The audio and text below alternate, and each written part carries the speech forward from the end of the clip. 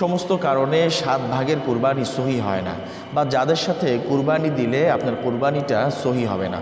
প্রিয় দর্শক, সামনে যেহেতু কুরবানি চলে আসতেছে, আমরা অনেকেই বিভিন্ন শরিকদের সাথে মিলে আমরা কুরবানি দিই। কেউ 3 ভাগ, 4 ভাগ, 5 ভাগ, এরকম উট, গরু, মহিষের মধ্যে সর্বোচ্চ 7 ভাগে কুরবানি দেওয়া সহি আছে। তো আপনার সাথে যারা শরিক হবে একটি পশুর মধ্যে, 3টি কারণ যদি তাদের মধ্যে পাওয়া যায় বা 3টি সমস্যা যদি দেখা দেয়, তাহলে এই একজন ব্যক্তির মধ্যে এই একটি সমস্যা দেখার কারণে বাকি যারা শরিক আছে তাদের কারোই কুরবানি কিন্তু সহি হবে না। আজকে এমনই 3টি সমস্যার কথা আপনাদেরকে জানাবো ইনশাআল্লাহ। নাম্বার 1, নিয়ত সহি হওয়া।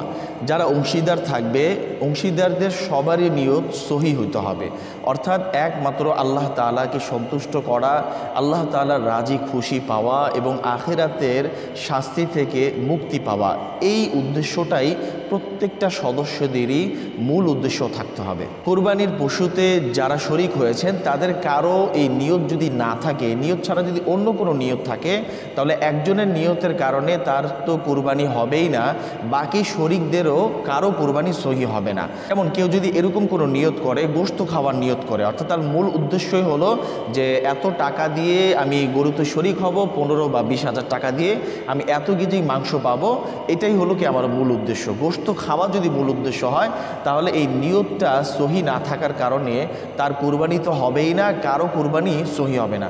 প্রিয় দর্শক, একটা জিনিস খুব ভালো করে মনে রাখবেন, কুরবানির পশুটা যাতে ভালো হয়, গোশতটা যাতে ভালো হয়, আত্মীয় স্বজন এবং মানুষ যাতে ভালোভাবে গোশতটা খেতে পারে, এই দৃষ্টি বা এই চিন্তাটা তো থাকতেই হবে। এই চিন্তা থেকে একটা ভালো পশু আপনি ক্রয় করবেন, একটা বড় পশু ক্রয় করবেন, যাতে করে সবাই স্বাচ্ছন্দ্যে এই গোশতটা খেতে পারে। এই চিন্তা থাকবে ঠিক, কিন্তু মূল উদ্দেশ্য থাকবে আল্লাহকে সন্তুষ্ট করা। হ্যাঁ, এই দুইটার মধ্যে একটু পার্থক্যটা যদি আপনি করতে পারেন, তাহলে আপনার কুরবানিটা সহি হবে। অর্থাৎ আল্লাহকে সন্তুষ্ট করা, এই নিয়তে আপনি কুরবানি দিবেন, তবে কুরবানির এই পশু থেকে আমিও খাবো, আমার আত্মীয় স্বজনও খাবো, হ্যাঁ, এটাতে কোনো সমস্যা নেই, এই চিন্তাটা থাকাতে কোনো সমস্যা নেই। তার মানে হলো শুধু গোশত খাওয়ার নিয়তে কুরবানি দেওয়া যাবে না, কুরবানি নিতে হবে একমাত্র আল্লাহ তাআলাকে সন্তুষ্ট করার জন্য। হ্যাঁ, আল্লাহকে সন্তুষ্ট করার জন্য আমি কুরবানি পশু জবাহ করব। এই জবাহ করার পর এই গোশত যেহেতু আমাদের সকলের জন্যই হালাল, সুতরাং এই গোশত থেকে আমিও খাবো, আমার আত্মীয় স্বজনও খাবে, এরকম চিন্তা থাকলে কোনো সমস্যা নেই। 2 নম্বর কারণ হলো, যারা শরিক হয়েছে কুরবানির পশুর মধ্যে, 3 জন হোক, 2 জন হোক, 5 জন হোক অথবা 7 জন হোক, যেই কয়জনই শরিক হয়েছে, যদি কোনো একজনের শরিক হওয়ার যেই টাকাটা দিয়েছেন, সেই টাকাটা যদি হারাম হয়, হারাম পথে যদি উপার্জিত হয়, হারাম সম্পদ দিয়ে যদি পশু ক্রয় করা হয়, তাহলে তার কুরবানি তো সহি হবে না, সাথে সাথে যারা শরিক হয়েছেন তাদের কুরবানিও সহি হবে না। এটা সাধারণত আমরা প্রত্যেকেই জানি।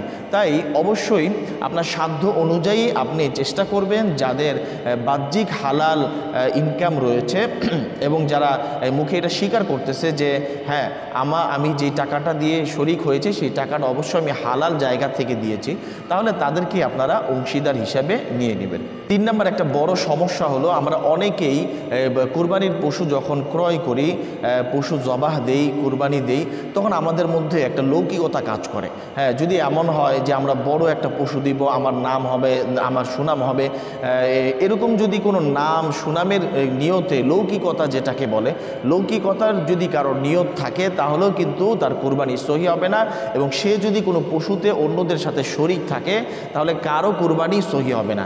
এই 3টা বড় বড় সমস্যা আপনারা অবশ্যই খেয়াল রাখবেন। 1 নম্বর হলো নিয়ত সহি থাকা, 2 নম্বর হলো লৌকিকতা যাতে না থাকে, আর 3 নম্বর হলো অবশ্যই উপার্জিত সম্পদ এবং টাকা অর্থটা আপনাকে হালাল জায়গা থেকেই দিতে হবে।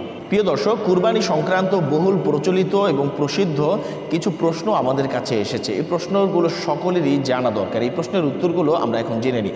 1 নম্বর প্রশ্ন ছিল যে কুরবানি কি রাত্রে দেওয়া যাবে কিনা, কোন কোন পশু দিয়ে কুরবানি দেওয়া জায়েজ আছে, জবাইকারী বা কসাইকে গোশত দিয়ে পারিশ্রমিক দেওয়া যাবে কিনা। এরপরে প্রশ্ন হলো যে জবাই করার কত সময় পর, কত মিনিট পর চামড়া কাটা শুরু করব।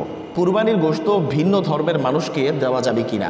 কুরবানির পশু কেনার পরে যদি সেটা চুরি হয়ে যায় অথবা যদি মারা যায় অথবা যদি ছিনতাই হয়ে যায় তাহলে ওই ব্যক্তির উপরে আবার কুরবানি দিতে হবে না। প্রিয় দর্শক, এই গুরুত্বপূর্ণ প্রশ্নের উত্তরগুলো আমরা এখন ধারাবাহিকভাবে জেনে নিব। প্রথম প্রশ্ন ছিল যে রাত্রে কুরবানি দেওয়া যাবে কিনা। হ্যাঁ, 10 তারিখ অর্থাৎ 10 জিলহজ এবং 11 জিলহজ অর্থাৎ কুরবানির প্রথম দিন এবং দ্বিতীয় দিন আপনি দিনে এবং রাতে কুরবানি দিতে পারবেন, কোনো সমস্যা নেই। তবে তৃতীয় দিন অর্থাৎ 12 জিলহজ আপনাকে মাগরিবের আগ পর্যন্ত গরু জবা দেওয়ার সুযোগ রয়েছে। তৃতীয় দিন কিন্তু আপনি দিনের বেলায় শুধু কুরবানি দিতে পারবেন, রাত্রে কুরবানি দিলে আপনার হবে না।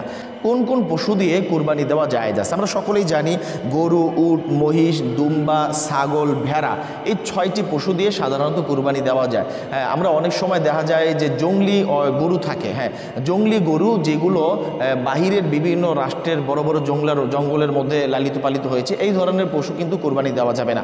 অবশ্যই গরুটা লালিত পালিত হতে হবে কোনো মানুষের অধীনে।